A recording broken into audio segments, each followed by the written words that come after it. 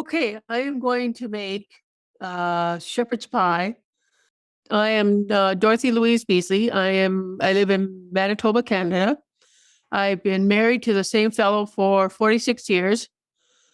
A little bit of compromise, a little bit of fun, and I've learned a lot about cooking. So I've done cooking for my family. I have 4 children, and now I have 10 grandchildren. So it's all good. 2 of them are here. We live on a cattle ranch. We run 800 head of cattle. We're here most of the time working on the ranch. And then along with that, I do what I love, which is cooking. And I've cooked a lot for big meals, like for 40, 50 people once a year at branding time. And I hope you have fun with me, cooking with me. And it's just a spur of the moment video to talk to you about shepherd's pie. And I'm actually using hamburger this time because I actually have leftover hamburger. We had a casserole, kind of a mushroom sour cream stroganoff casserole last night. So I'll show you what it looks like here.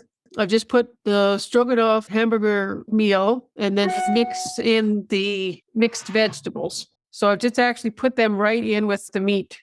And I'm going to put it in this 9x13 pan. And then I put the potatoes on top. So I'm just going to make a makeshift shepherd's pie because I have 4 people, 5, 6, 7, 7 people to feed today. And so I thought I'd just do this before you. So you can do, you can grind up the meat that's to be turkey instead of beef if you don't eat beef, or ground pork. So you can just grind it up, put it in this casserole, add a gravy, whatever you happen to cook your meat in. So if it's leftovers from turkey Thanksgiving, you can just grind up your turkey meat, put it in with gravy, mix it with your gravy, a little bit of seasoning if you want, and then you can either mix your vegetables with it like I've just done, or you can put the turkey mixture on the bottom of a pan like this. Make sure it's greased. And then layer it, put it in layers. So you could have done just the meat and then layer the vegetables on top of the meat. And then we're going to make, I do happen to have some mashed potatoes. I'm going to add a little bit more liquid to them. And then cheese. So I had mashed potatoes last night for supper. I had leftovers. So I like to do this kind of thing to have, I'll use up all my leftovers. So here's the potatoes. So I'm just going to put them all together. And I actually fried some of them last night. So I actually made kind of a mash. I added an egg and that kind of thing. So anyways, whatever you have on hand is good. And whatever you've used before, it's a good way to use up leftovers.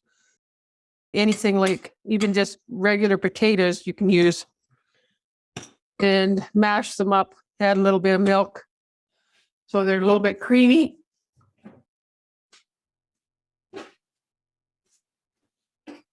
Add sour cream to it, or you can add mushroom soup, whatever happens to work for you. Or get them a little bit liquider than they would normally be, so you could put them on top of your ground meat and your vegetables.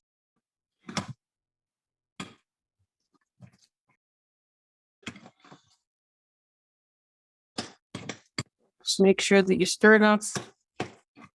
Work. And this makes it really, really fast too. So you put your seasoning in on the top, a little bit more of salt, pepper, just kind of to taste. So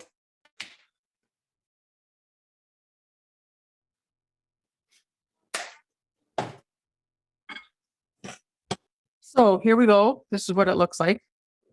You can see it's just kind of a little bit more liquidy so that it's spreadable. And then it'll just be a thin layer on top of this meat.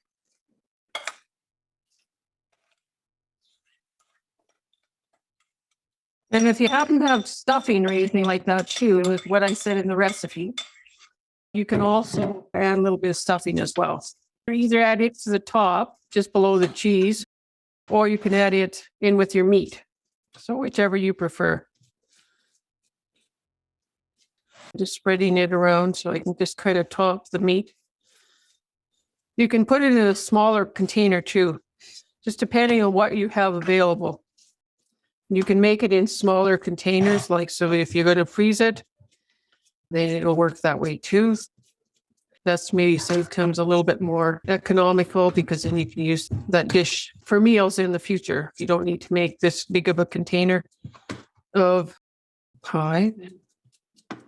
And if it's a little bit showing through from the bottom layer, that's okay too. There, now you can see what I've done. I'm just going to get as much as I can into the container there. This is empty. See. This is what it looks like when it's all evened out. I'm going to grab my Beasley. So I'll show you what this looks like. It's just a little machine for grating cheese or onions or anything else. So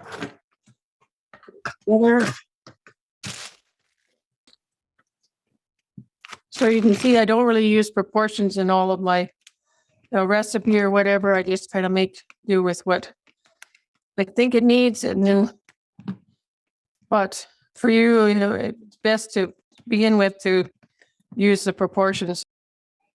And then you get a more exactly what you need. So I'm just going to make fish here. But when you get good enough, you kind of figure it out.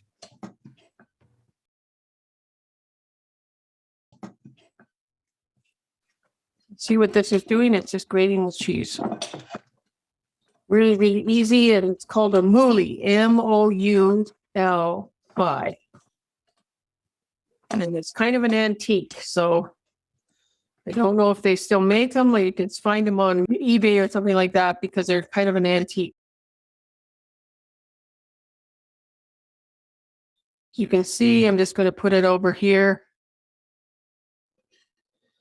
And like I say, if I had stuffing or anything like that, or cranberries, if I'd had cranberries, we would have put the cranberries first before the potatoes. Or you can just eat it with cranberries too. I'm going to need a little bit more cheese. A little bit more. So I probably used about half of 750 grams of cheese, about 3 cups. That'd be a whole one. And this was only a half. So put it back in a bag, take all the air out of it, because then it doesn't go moldy as fast. Back and finish. Okay. Now we're ready to put it in the oven. Like I say, if you wanted to, you could have added a little bit of croutons or stuffing, whatever you happen to have on hand. And then that would have just added a little bit more variety for taste. Warm up the oven. And it should cook for about 30 minutes and then it should be ready. It just has to heat up because everything's cooked. So you just have to meld the flavors together and it'll be ready to go. Okay, talk to you later. Bye for now.